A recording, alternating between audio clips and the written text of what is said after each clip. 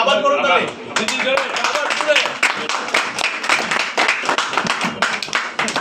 আজকের এই মাধ্যমে সভার কেক কাটার মাধ্যমে সমাজকে সুন্দর হল। সবাইকে ধন্যবাদ। তো আমাদেরকে এখানে আমাদের যে আলতাফ সাহেব উনি সব ব্যাপারে ট্রিটমেন্টের ব্যাপারে প্রোটোকলের ব্যাপারে রিয়েলি এই ব্যাপারে সাহায্য করে থাকেন এবং সব রকম হেল্প করে থাকেন। তো এই জিনিসগুলো আমরা আগায় নিয়ে যাচ্ছি। আমাদের হাঁটি পা করতে করতে আমাদের হেমাটোলজি ডিপার্টমেন্ট ডেভেলপ করেছে, আমাদের যে বায়োকেমিস্ট্রি বা অন্যান্য জিনিসগুলো সেগুলো ডেভেলপ করেছে। প্রয়োজন অনুযায়ী আরও কিছু আসবে, ট্রিটমেন্টের প্রোটোকলগুলো যখন আসবে আমাদের ম্যাডামরা যখন এগুলো বলবে যেটা দরকার সেটাই আগায় নিয়ে যাবে। অতএব আমাকে কিছুদিন আগে রাউন্ডে গেছিলাম, দেখলাম সিভিয়ার ব্লিডিং নিয়ে আসছে, আমাকে ডেকে নিয়ে গেছিলেন। সো আমরা আমাদের সবাই রাউন্ডে চেষ্টা করি এবং সেবা দেওয়া হচ্ছে, এটাই আলটিমেটলি গুড রেজাল্ট দেবে।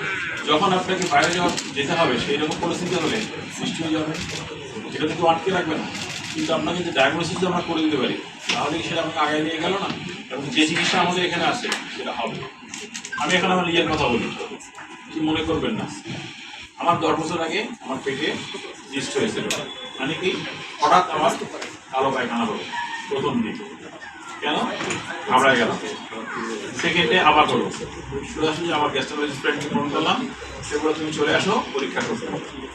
সেকেন্ড ডেতে আমাকে এন্ডোস্কোপি করে আমার স্টমাকে একটা পাওয়া গেল একটা মাছ আছে। কি করলো?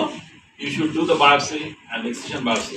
থার্ড ডেতে আমি ওটা কেটে ফেললাম এবং ওটা বায়োপসি করে যে পাওয়া গেল সেটা কি, সেটাকে বলে জিস্ট, এক ধরনের টিউমার, যেটা প্রতাপ সাহেব মাথা নড়তেছে এগুলো অবস্থা। তো তখন আমার কি হলো, এখন ট্রিটমেন্ট প্ল্যান কি করবো।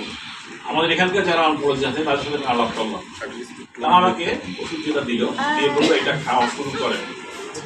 আমার যেহেতু গরম আছে আমি চলে গেলাম সিঙ্গাপুর থেকে সেখানে বললো ইয়েস এই ওষুধটি আপনাকে খেতে হবে, কিন্তু এখনকার স্ট্যাটিক্সে বলতেছে যে আপনি ওষুধ খান তাহলে রিকারেন্স রেট 3%-এর নিচে, যদি না খান তাহলে 70%।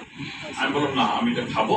আমি 1 বছর খেলাম এবং আমি ফলোআপে থাকলাম, ইভেন প্যাট স্ক্যান করেছি, আর রিকারেন্স নাই। কিন্তু সেকেন্ড ইয়ারে আবার যখন গেলাম তখন বললো না লেটেস্ট স্ট্যাটিক্স বলতেছে আপনাকে 3 বছর খেতে হবে, তাইলে there is chance of recurrence নাই, তো ফলোআপে থাকতে হবে। So I did it. আমি আল্লাহর রহমতে 10 বছর করার কোনো সম্ভব অসুবিধা নেই। তো এইটাই হচ্ছে স্ক্রিনিং এবং ফলো আপ।